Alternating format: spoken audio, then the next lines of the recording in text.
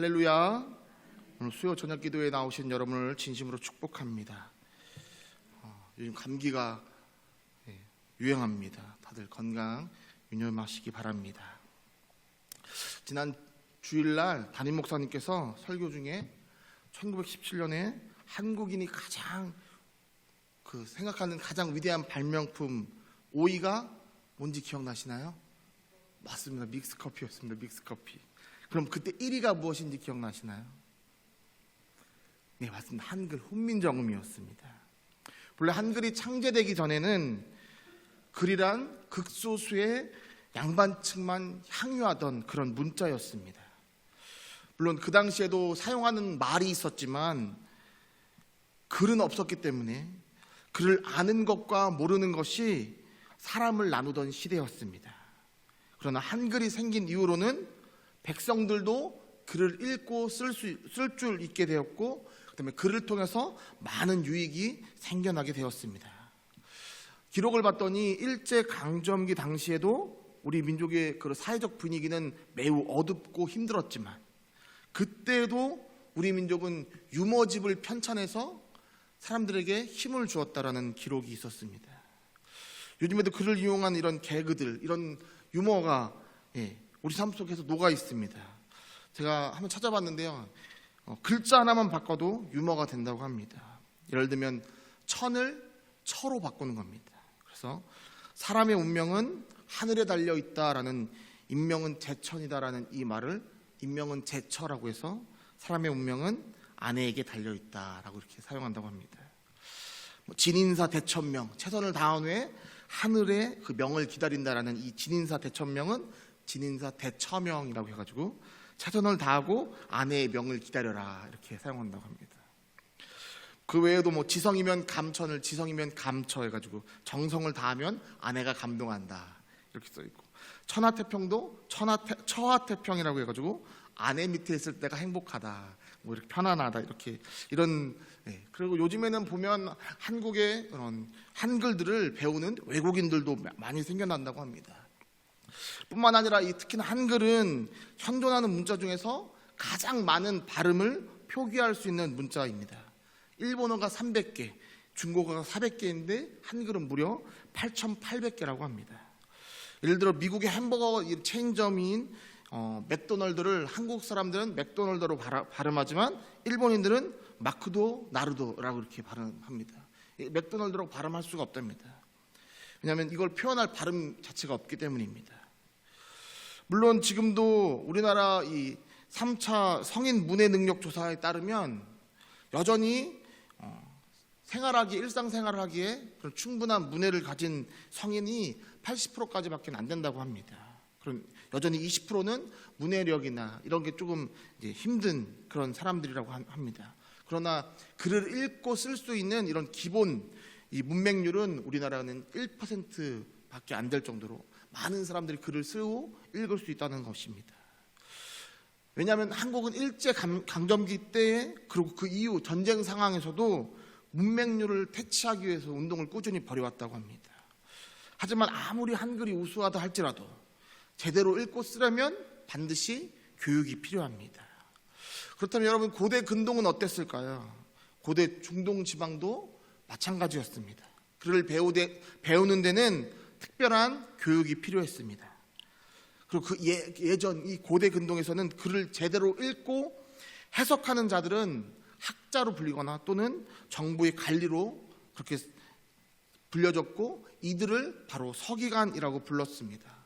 특히나 이 구약 성경에서 나라의 매우 높은 관리를 우리는 서기관이라고 불렀습니다. 우리 한번 사무엘하 8장 17절 말씀을 함께 읽겠습니다.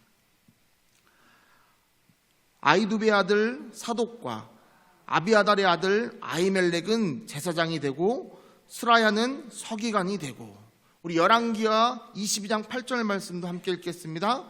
대제사장 힐기야가 서기관 사반에게 이르되 내가 여호와의 성전에서 율법책을 발견하였노라 하고, 힐기야가 그 책을 사반에게 주니 사반이 읽으니라. 여기 나오는 이 서기관들은 다 그 고위층 관리들이었습니다. 종교적인 율법이 유대인들의 생활에 점점 중요하게 된 이 포로기 이후에는 전문 교육을 받고 임직하는 그런 유대교 학자들이 생겨났습니다. 이들의 역할은 율법을 연구하고 해석하는 것이었습니다. 그렇다 보니 그들은 율법 학자이면서도 법률 전문가였고, 그들은 이 제자들을 양육해서 그들이 알고 있던 지식을 전수해 주었습니다. 대표적인 인물이 바로 학사 에스라입니다. 이후 신학시대에도 여전히 율법 학자들은 그들을 보통 서기관이라고 이렇게 불렀는데, 그들 대부분은 바리새인이었습니다. 심지어 신분이 높은 이 서기관의 경우에는 바리새파의 우두머리격에 이렇게 자리를 차지하고 있었습니다. 전에도 말씀드렸지만 이 바리새인들은 구별된 자라는 뜻을 가진 그런 순수한 신앙을 지키려던 사람들이었습니다. 그러나 그들이 점차 자신의 이익을 쫓게 되었고, 자신의 이익을 앞세운 자들로 변질된 겁니다. 그렇다 보니 예수님 당시 이 서기관들도 교만했고 또 자신의 이익을 쫓는 자들이었습니다. 우리가 오늘 읽진 않았지만 오늘 본문 아래에 38절에서 40절 말씀을 보면 예수님 당시 서기관들의 모습을 일반화시켜서 보여주시는 그런 구절이 있습니다. 우리 다 같이 마가복음 12장 38절에서 40절 말씀을 함께 읽겠습니다. 예수께서 가르치실 때 이르시되 긴 옷을 입고 다니는 것과 시장에서 문안받는 것과 회당의 높은 자리와 잔치의 윗자리를 원하는 서기관들을 삼가라. 그들은 과부의 가산을 삼키며 외식으로 길게 기도하는 자니 그 받는 판결이 더욱 중하리라 하시니라. 아멘. 당시 서기관들은 일반 사람들이 입고 다니는 그런 옷을 입고 다닌 게 아니라 땅을 끄는 긴 옷을 입고 다녔습니다. 그리고 그 옷에 말씀을 크게 부착하고 다닙니다. 그래서 사람들이 그 복장을 보고 자신들을 되게 우러러 볼 수 있게 그렇게 입고 다닙니다. 그러면서 다른 사람들에게 자신들의 이런 지위나 신분을 자랑하는 자들, 그들이 바로 서기관들이었습니다. 뿐만 아니라 당시 생활의 중심지였던 시장에 나가서 사람들이 다닐 때 그들에게 인사를 받습니다. 왜냐하면 이것을 통해서 자신의 높은 위치를 자기 스스로도 다시 한번 우월감을 경험하고 다른 사람들에게 자신의 신분이 무엇인지 확실히 각인시켜 줄 수 있기 때문입니다. 회당이나 잔치에 가도 당연히 그들은 다른 누구보다도 높은 자리에 앉기를 원했습니다. 분명 하나님의 말씀은 낮아지고 겸손하고 하나님을 높이고 다른 사람을 높이라고 하지만 그들은 정작 이 땅의 사람들의 주목과 관심에 목을 매던 자들이 바로 서기관이었습니다. 하나님이 주신 율법은 분명 약자인 과부를 보호하라고 하지만 그들은 교묘하게 과부의 가산을 착복함으로써 반율법적인 행동을 하던 자들이었습니다. 그러나 이 모든 것을 숨길 수 있고 자신들의 이 가식적인 경건함 또한 드러내야 하므로 누구보다도 길게 기도하던 자들이 바로 서기관이었습니다. 그렇다 보니 예수님께서 무리에게 말씀을 가르치실 때 백성들의 입에서 이런 말이 흘러나왔습니다. 우리 마태복음 7장 29절 말씀을 함께 읽겠습니다. 이는 그 가르치시는 것이 권위 있는 자와 같고 그들의 서기관들과 같지 아니함일러라. 성경은 사람들이 콕 집어서 서기관들과 같지 않았다라고 이렇게 표현했다고 말합니다. 예수님은 백성들에게 이 서기관과 같지 않은 모습으로 다가가셨습니다. 그리고 오히려 그 모습이 진정한 권위 있는 모습이었습니다. 예수님을 찾는 이들이 날이 갈수록 많아졌고 예수님을 통하여 하나님을 알아가는 자들이 늘어났습니다. 백성들의 인기는 자신들의 것이어야 하는데 서기관들 또한 바리새인 이 사두개인들 이들이 그래서 예수님을 적대적으로 여기기 시작합니다. 그러나 감사하게도 모든 서기관들이 그런 것은 아니었습니다. 우리 함께 오늘 함께 읽은 본문 28절 말씀을 함께 읽겠습니다. 서기관 중 한 사람이 그들이 변론하는 것을 듣고 예수께서 잘 대답하신 줄을 알고 나와 묻되 모든 계명 중에 첫째가 무엇이니까? 오늘 본문에 등장하는 이 서기관중 이 한 사람은 예수님께서 사두개인과 이 변론하는 이런 모습을 본 후에 예수님의 대답이 옳음을 느끼고 깨닫습니다. 사랑하는 성도 여러분, 예수님께서는 바로 예수님의 말씀을 듣고 깨닫는 그 한 사람을 원하시는 줄 믿습니다. 그리고 이 한 사람에게 하나님은 신앙이 무엇이며 말씀이 무엇인지 그 본질을, 그 핵심을 정확하게 가르쳐 주십니다. 성경에 보면 이렇게 하나님은 그 한 사람을 찾으시는 것을 우리는 수없이 보게 됩니다. 성경에 보면 브리스길라와 아굴라라는 이 부부가 등장합니다. 어린이부 예배 시간에 사도 바울의 동역자로 등장하는 이 브리스길라와 아굴라에 대해서 아이들에게 말씀을 전하는데 제가 물어봤습니다. 누가 남편이고 누가 아내일까요? 이렇게 물어봤더니 당연히 앞에 나온 브리스길라가 남편이라고 이렇게 아이들이 말합니다. 그래서 아굴라가 남편이라고 말하니까 아이들이 놀래더라고요. 그런데 그들은 어떻게 결혼하게 되었고 어떻게 바울의 동역자들이 되었을까요? 성경에는 자세한 건 나오지 않지만 당시 초대교회 역사학자들은 이것을 기록해 놓은 것들이 있습니다. 그것을 전제로 말씀을 나누겠습니다.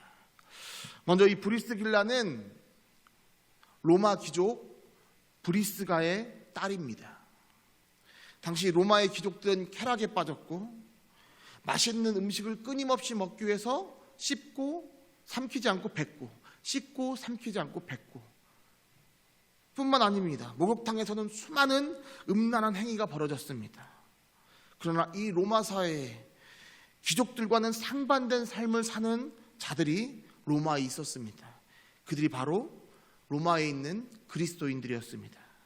그들은 가난했지만, 하루 벌어 하루 먹고 살아야 했지만, 그래서 자신의 신분이 불확실한 자들이었지만, 그러나 그들은 서로 돕고 서로 위로하며 격려하며 함께 어려움을 극복하며 살아갔던 자들입니다. 브리스길라는 이 모임에 참여하게 되었고 거기에서 한 유대인 청년을 만나게 됩니다. 그는 로마의 장군 아킬라스 집안의 노예였습니다. 당시 로마의 관습은 노예는 주인의 이름을 따른다는 것입니다. 그래서 사람들은 그를 아굴라라고 불렀습니다. 후에 이 로마 장군 아킬라스가 죽으면서 자신의 집에 있던 노예들을 해방시켜 줍니다. 바로 브리스길라와 아굴라는 이런 엄청난 신분의 차이를 뛰어넘어서 사랑하는 사이가 됩니다. 오늘날 이 드라마에서나 볼 법한 이런 상황이 이 둘에게 펼쳐진 것입니다. 그러나 당시 로마 사회는 사랑이 신분을 뛰어넘을 수 없던 사회였습니다. 만약 귀족이 노예 출신과 결혼한다면 그것은 가문의 명예에 먹칠을 하는, 더럽히는 그런 일이었습니다. 하지만 브리스길라는 자신이 가지고 있던 모든 것을 포기하고 유대인 노예였던 아굴라를 선택합니다. 그렇게 이 둘은 결혼을 하게 됩니다. 하나님의 섭리가 아니라면 불가능한 일이 그들에게 펼쳐졌습니다. 저는 개인적으로 이 부부는 이 모든 것이 하나님의 섭리이며 은혜였을 것이라고 믿었을 거라고 생각합니다. 남편 아굴라는 어떤 사람이었을까요? 그는 특별한 재주를 가지고 있던 사람입니다. 바로 천막 만드는 기술이었습니다. 그렇게 브리스길라도 결혼 후에 천막 만드는 일에 동참하게 됩니다. 절대 쉬운 일이 아니었지만 이 부부는 힘들 때마다 찬양하고 기도하며 그 고난을 함께 이겨나갑니다. 그렇게 이 부부에게도 조금씩 경제력이 쌓여져 갑니다. 그리고 이 부부는 그 쌓여진 돈을 자신을 위해서 쓴 것이 아니라 언제든지 주의 이름으로 어려워하는 교우들을 돕는 그런 사람으로 살아갑니다. 왜냐하면 초대교회는 바로 이런 사랑과 희생으로 세워진 교회였기 때문입니다. 그렇게 이 부부에게 좋은 일만 가득할 것 같았는데 오히려 말도 안 되는 일들이 펼쳐집니다. 그것은 클라우디우스라는 황제가 즉위한 이후에 생겨난 고난이었습니다.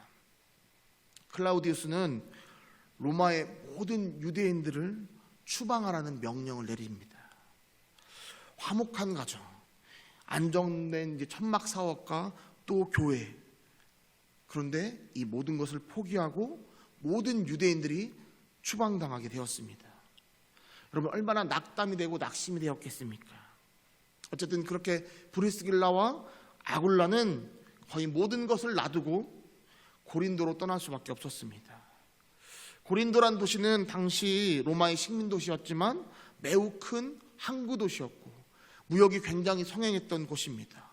또한 경기장이 매우 크게 지어져서 그 안에는 천막이 많이 필요했다고 합니다. 그래서 다시 일어나기 위해서 그곳에서 이 부부는 열심히 천막 사업을 합니다.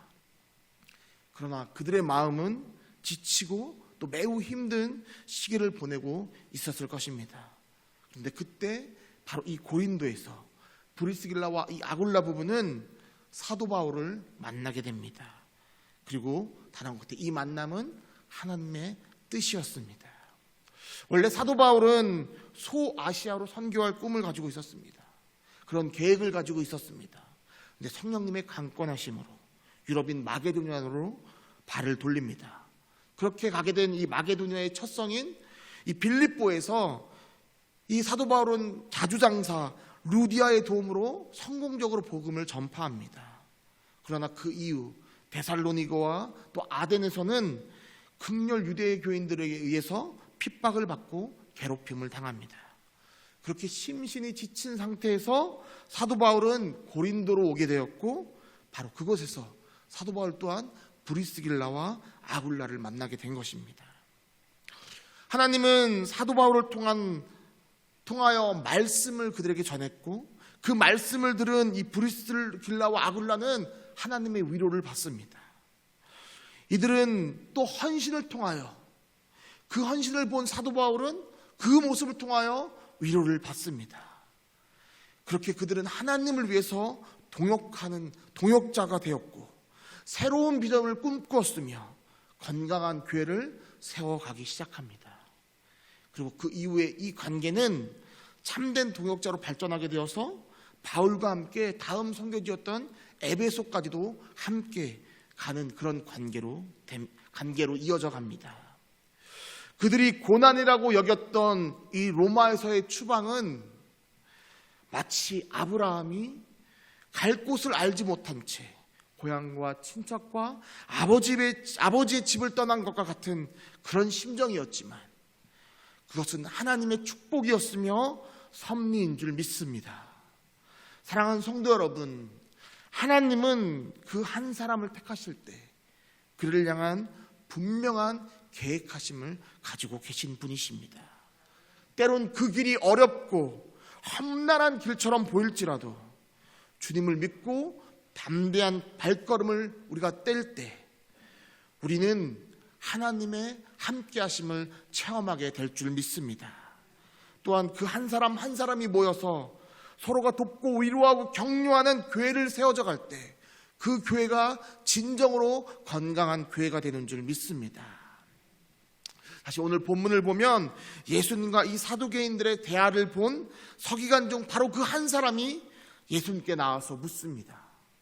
예수님, 모든 계명 중에 첫째가 무엇입니까? 가장 으뜸이 되는 것이 무엇입니까? 이 서기관의 질문은 앞서 예수님을 죽이고 예수님께 망신을 주고자 했던 이 바리새인과 이 사두개인들과의 질문과는 달랐습니다. 예수님의 말씀을 듣고 깨달았던 이 서기관은 예수님의 말씀에 완전 동의하고 공감했습니다. 그래서 예수님이 생각하시는 이 계명 중에 첫째가 무엇인지 정말 알고 싶었던 것입니다. 그래서 예수님께서 바로 이 서기관에게 이렇게 말씀해 주십니다. 우리 함께 본문 29절부터 31절까지를 다시 한번 읽겠습니다. 예수께서 대답하시되 첫째는 이것이니 이스라엘아 들으라. 주 곧 우리 하나님은 유일한 주시라. 내 마음을 다하고 목숨을 다하고 뜻을 다하고 힘을 다하여 주 너의 하나님을 사랑하라 하신 것이요. 둘째는 이것이니 내 이웃을 내 자신과 같이 사랑하라 하신 것이라. 이보다 더 큰 계명이 없느니라. 아멘. 예수님께 순수한 마음으로 질문을 한 이 서기관에게 예수님이 바로 이렇게 대답해 주셨습니다. 첫째, 예수님께서는 하나님만이 유일한 주인이심을 말씀하시고 선포하십니다. 앞서 살펴본 바 이 바리새인들은 하나님을 쫓고 싶었던 사람들입니다.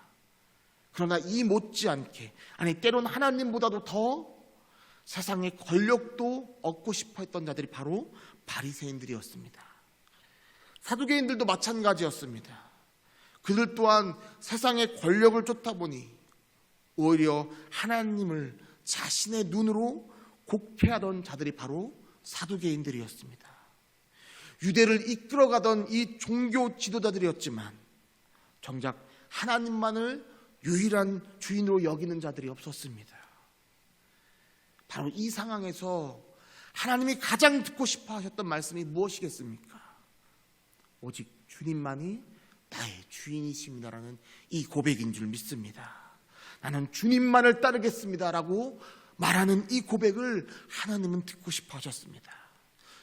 예전에 어떤 드라마에서 유행한 말이 있습니다. 사랑하는 게 죄는 아니잖아요. 여러분 들어보셨나요? 저는 원래 드라마를 잘 안 보는 편인데요, 하도 사람들 사이에서 화제가 돼가지고 그 장면을 보게 됐습니다. 근데 이 말이 어떤 상황에서 펼쳐진 거냐면, 남편이 부인에게 내연녀를 걸립니다. 그래서 상심한 이 부인이 남편에게 이혼을 요구합니다. 그러나 남편은 부와 명예를 다 가지고 있는 이 부인에게 이혼하지 않기를 원한다고 말하면서 남편이 바로 한 말이 나는 너도 사랑하고 그 여자도 사랑해 라는 그 의미로 사랑하는 게 죄는 아니잖아 라고 이렇게 말한 게 엄청 유행했던 때가 있습니다. 여러분 365일 중에 내가 364일만 당신을 사랑하고 딱 하루만 다른 남자 다른 여자 사랑한다고 하면 여러분 이해하시겠습니까? 여러분 그건 사랑이 아닙니다. 우리는 그것을 사랑이라고 말하지 않습니다. 하나님과의 관계에서도 마찬가지입니다. 하나님은 우리의 전적인 사랑을 원하십니다. 그래서 하나님이 먼저 우리를 전적으로 사랑하셨고 그 사랑의 확증으로 독생자 예수 그리스도를 보내셔서 우리의 모든 죄를 대신 짊어지게 하신 것입니다. 사랑하는 성도 여러분, 하나님은 세상의 잡신들과 같이 너가 이것을 하면 내가 저것을 해줄게 라고 말씀하시는 분이 아니십니다. 하나님은 우리를 지으셨고 그래서 우리의 연약함을 누구보다 잘 아시는 분이시기 때문에 그분은 우리에게 먼저 찾아와 주셨고 그분이 먼저 우리에게 사랑을 고백하셨으며 우리의 주인이 되시겠다고, 아버지가 되시겠다고 말씀해 주신 분이십니다. 그래서 저는 이 30절 말씀을 읽을 때마다 하나님은 우리를 어떻게 사랑하고 계셨는지를 느끼게 됩니다. 우리 다 같이 본문 30절 말씀을 다시 한번 읽겠습니다. 내 마음을 다하고 목숨을 다하고 뜻을 다하고 힘을 다하여 주 너의 하나님을 사랑하라 하신 것이요. 이미 하나님께서 십자가를 통하여 마음을 다하고 목숨을 다하고 뜻을 다하고 힘을 다하여서 우리를 사랑해 주셨습니다. 그러기에 우리 하나님은 우리에게도 이런 사랑을 원하시는 것입니다. 우리의 연약함을 아시는 분이시기에 우리가 때론 넘어지고 때론 흔들리고 때론 무너질 때가 있음에도 불구하고 그럼에도 우리에게 그래도 다시 일어나서 나를 바라보렴, 나에게 오렴 이렇게 말씀해 주시는 것입니다. 바라옵기는 그 아버지의 음성을 듣는 우리 모두가 되기를 주님의 이름으로 간절히 축원합니다. 사랑하는 성도 여러분, 앞서 말씀을 보면 이 서기관은 첫째가 되는 계명이 무엇이냐고 물으셨는데 예수님께서는 하나님만을 사랑하는 것이 첫째이고 그리고 이웃을 사랑하는 것이 둘째라고 말씀해 주셨습니다. 하나만 물었는데 왜 하나님은 두 개를 대답해 주셨을까요? 예수님은 왜냐하면 이 첫째와 둘째, 하나님 사랑과 이웃 사랑은 절대 따로 떼놓고 말할 수 없기 때문입니다. 하나님을 진짜 사랑하는 자는 너무나 당연하게도 자연스럽게 이웃을 사랑할 수밖에 없기 때문입니다. 우리 함께 본문 31절 말씀을 함께 읽겠습니다. 둘째는 이것이니 내 이웃을 내 자신과 같이 사랑하라 하신 것이라. 이보다 더 큰 계명이 없느니라. 예수님께서는 내 이웃을 내 자신과 같이 사랑하라고 말씀하십니다. 그래서 우리는 하나님이 날 얼마나 사랑하시는지를 깨닫고 또 깨달아야 합니다. 그 사랑을 누려야 할 줄 믿습니다. 예수님이 정말 날 위해서 십자가에서 돌아가셨음을 믿어야 합니다. 그렇게 하나님 사랑이 느껴질수록 이웃을 사랑하는 마음이 커져가는 것입니다. 이웃을 사랑해야지라는 내 의지가 아니라 나 같은 죄인을 사랑하신 하나님의 사랑을 경험하면서 이웃을 사랑하는 그릇이 되어가져 가는 것입니다. 은혜가 풍성한 하나님은 사랑도 풍성하게 부어주십니다. 이 풍성하다라는 이 의미는 컵에 물을 따라서 부을 때 물이 넘치는데도 계속해서 물을 붓는 것입니다. 이때 물이 흘러넘치는 것은 막을 수 없는 당연한 이치입니다. 하나님의 사랑도 그렇습니다. 흘러넘칩니다. 우리가 하나님만 바라본다면, 우리가 하나님을 사랑한다면 그것은 막을 수 없는 하나님의 섭리입니다. 그렇게 흘러넘치는 그 사랑을 우리가 이웃에게 전하는 것이 바로 하나님이 말씀하시는 이웃사랑인 줄 믿습니다. 우리는 하나님께 하나님 나에게도 복을 주세요 라고 기도합니다. 그 복이 자녀들을 향한 복일 수도 있고, 인간관계의 복일 수도 있고, 건강의 복일 수도 있고, 물질의 복일 수도 있습니다. 그러나 중요한 것은 그 복이 나에게서만 멈춰진다면 그것은 그냥 기복신앙이 된다는 것입니다. 그러나 그 복이 흘러서 다른 이웃들에게 흘러간다면 이것이 바로 복음인 줄 믿습니다. 사랑하는 성도 여러분, 하나님은 이미 우리들을 통하여, 여러분들을 통하여 행하실 여러 가지 계획을 가지고 계십니다. 중요한 것은 우리의 순종인 줄 믿습니다. 하나님은 단 한 사람이 순종한다 할지라도 하나님의 뜻을 펼쳐가시는 분이십니다. 바라옵기는 여러분이 그 한 사람 되기를 간절히 소망합니다. 브리스길라와 아굴라 부부처럼 고난 속에서도 순종할 때 비로소 하나님의 뜻을 찾는 진짜 믿음을 가졌던 사람들이 되는 것처럼 우리 또한 그 소망을 가지고 살아가야 할 줄 믿습니다. 그리하여 하나님 사랑을 통하여 이웃 사랑을 실천하는 하나님의 귀한 동역자들 되기를 주님의 이름으로 간절히 축원합니다.